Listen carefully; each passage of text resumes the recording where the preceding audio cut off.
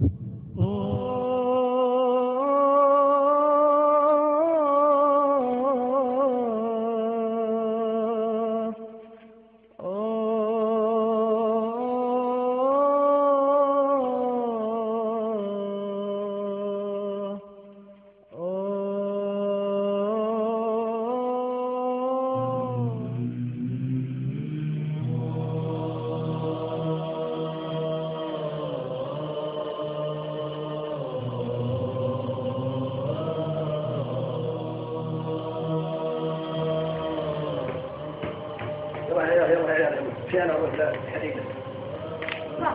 خلينا ناخذ إبراهيم معنا. قلنا فاضي هناك من اللي فاضي يشيله ويحطه؟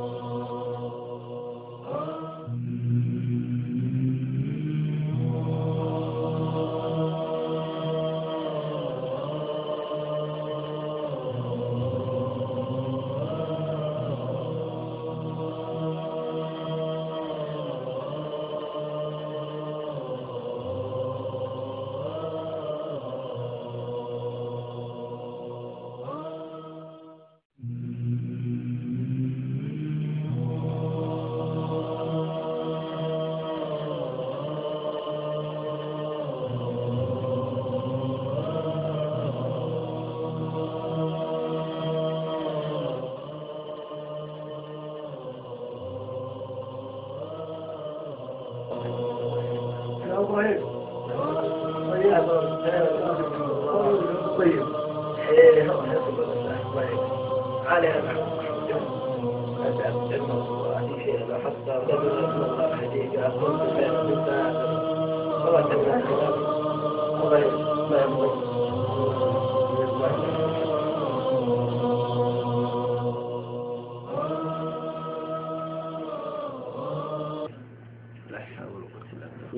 قال ابراهيم هم داخل حي الله ابراهيم هذا ولدك ابراهيم ايه هلا ابراهيم اي المواجع آكي كلها ألمي، أي الجراح أداوي كلهن دمي. أي المواجع يبكي كلها ألمي، أي الجراح أداوي كلهن دمي. أي الدروب يغاري دمع متعبة بدت مع الهم والتسهيد والسقم. ما أشرقت شمس يوم أو بدا قمر على طه صلاة الله. واسيء المساكين وارحم حالهم ترحم، وامدود إليهم يد الإحسان والخير تنال الخير عند الله. إلينا وفرج همنا والغم، يا واسع الإحسان لطفك في الورى يسري على طه صلاة الله. إلينا وفرج همنا والغم، يا واسع الإحسان لطفك في الورى يسري على طه صلاة الله. الحمد لله كل شيء صحيح. أنا أقول لك لا تروح أنا ماني موجود خالص مدري لا تروح لا تطلع. أعوذ بالله. كل يوم نطلع يا رجال هؤلاء نعمة تعجيز نعمة لا أقول لك في أنا في عرض هي نعمة هذا نعمة هذا نعمة الحمد لله على النعمة. لا إله إلا الله. السلام عليكم. السلام ورحمة الله. يلا حي الشيخ يا مرحبا يا مرحبا يلا حي يا مرحبا يا مرحبا معليش شوي ضغوطات الولد والله تعديلات الحمد لله رب العالمين. هذا قضاء القدر لازم الإنسان يصبر ويكتسب الأجر وبعدين هذه نعمة تجدها غيرك الحمد لله من نعمة الأبناء.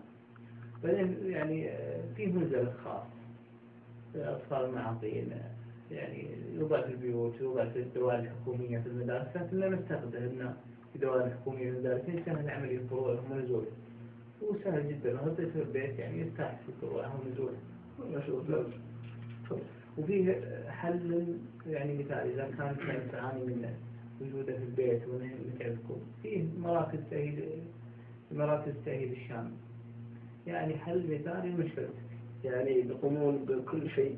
هم يعني إذا جيت سجلت عندهم تولون رعاية الطبية والنفسية والاجتماعية والأمور الغذائية ويصرفون لها إعانات ووجوه تخفيض الإركاب كل شيء حتى يتولون أحيانا بعض المعاقين يتولون تدريبهم مهني يعلمهم بعض المهارات يكسبون بعض الأشياء اللي تفيدهم في حياتهم يعني يخرج يعني يأتي لهم المعاق يستفيد استفادة كبيرة جدا فهذا حل أمثل مشكلة.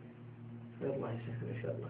لو بغيتنا بكرة نمر المدير بكرة ترى يعني والله ما في معنى يا شيخ لأني أنا والله جد عليك محمود. لا بإذن الله نمرهم بكرة وناخذ منهم معلومات كاملة بإذن الله. يعني أكيد برتاح من التعب هذا. إن شاء الله بإذن الله سهل إن شاء الله. بإذن الله. الله يجزاك خير. شغل طيب. بإذن الله إن شاء الله بإذن الله إن شاء الله. الله يجزاك خير.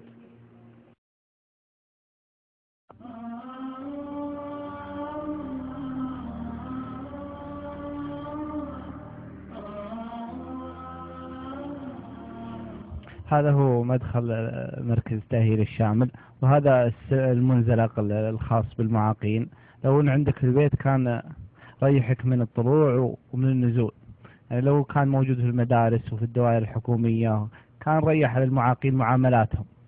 فهذه طريقة سهلة جدا في يريحهم في طريقة الطلوع والنزول حتى لو كان مصعد في البيت كذا يريح المعاقين في البيت. يا ريت والله نشوف المنزلق هذا في كل المرات. الآن نتفضل إلى المركز ونقابل المدير الآن وناخذ منه المعلومات.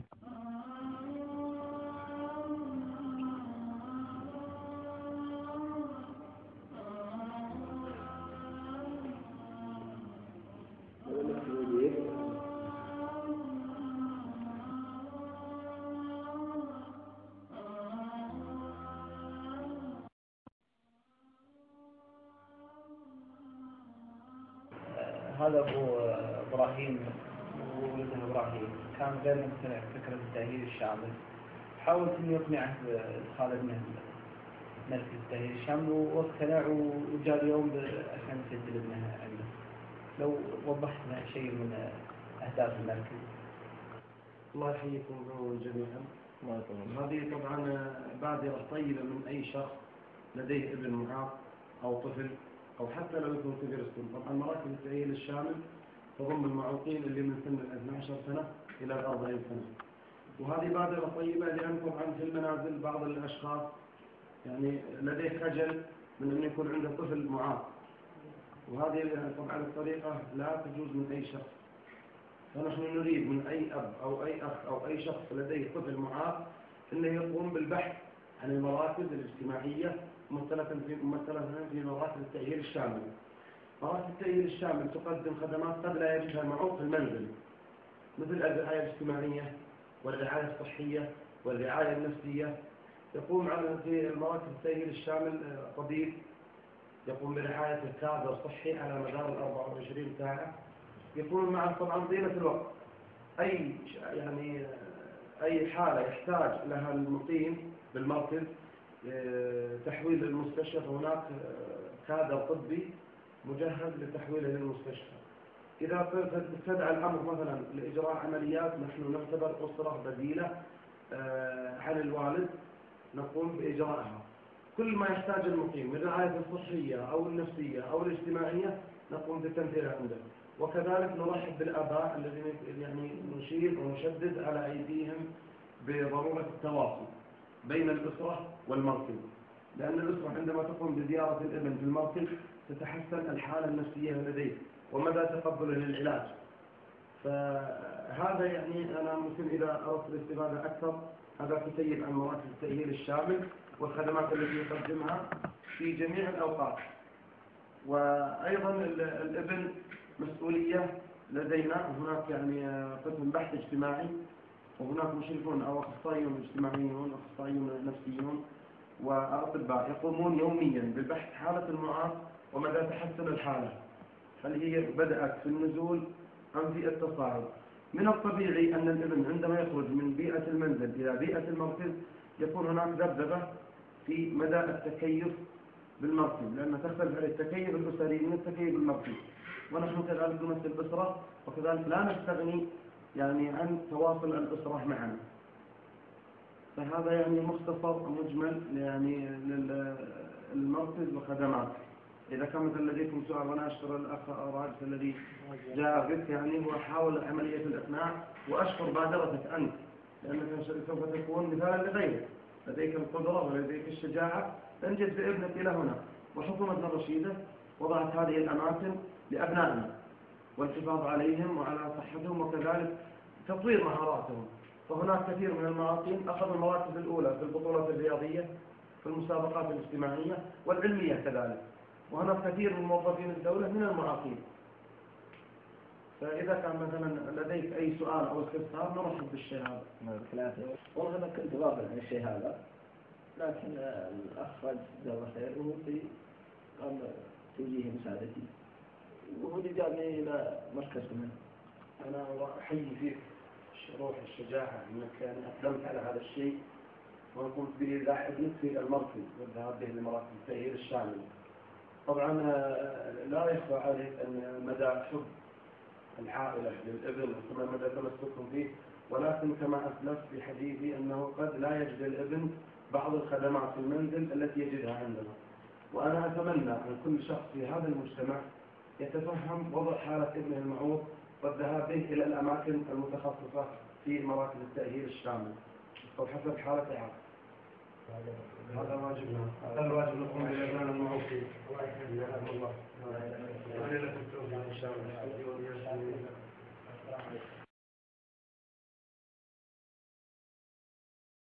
ولم أنس موقفنا للوداع وقد حال ممن أحب الرحيم، ولم يبق لي دمعة في الشؤون إلا غدت فوق خدي كثير. ولم أنس موقفنا للوداع